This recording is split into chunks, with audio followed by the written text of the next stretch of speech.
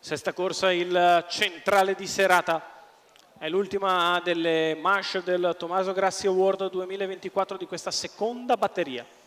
1 Daphne JCP, 2 Corcovado, 3 Zax Zumer, 4 Daniela Coll, 5 Anastasia De Rum, 6 Fanquick, 7 Axel degli Ulivi, 9 Ziguli dei Greppi, 10 Dalila Bar. Autostart che inizia a prendere velocità, si prepara al lancio. Problemi per Axel degli Ulivi. Partiti. Lotta per il comando con veloce Zax Zumer che però non scavalca Corcovado. All'imbocco della prima piegata insiste Zax Zumer all'attacco di Corcovado, il quale mantiene la figura all'interno, poi Daphne JCP, quindi Anastasia dei Rum, ancora Dalila Bar, quindi Ziguli dei Greppi, 200 metri in 14 spaccato, con cui Zax Zumer è passato nei confronti di Corcovado. Terza posizione per Daphne JCP, quarta per Anastasia dei Rum. Si proietta in avanti Dalila Bar. 400 in 28,9. Zax Zumer che prova a ridurre il ritmo della corsa. Corcovado si mantiene secondo avanti a Daphne JCP. Avanza allo scoperto Dalila Bar. Seconda pariglia per Ziguli dei Greppi. Dopo 600 metri di corsa, passati in 45,3.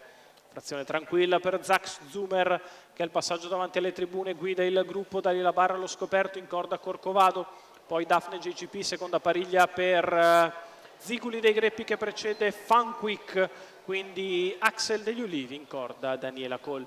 1 minuto e 2 decimi per i primi 800 metri di corsa.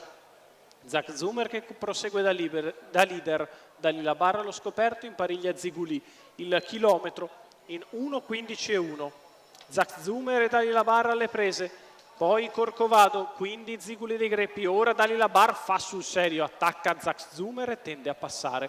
A 400 dalla conclusione, Dalila Bar in vantaggio, 13,6 la frazione della retta di là, 1:28,7 tre quarti di miglio per Dalila Bar che ha preso vantaggio nei confronti del resto della compagnia.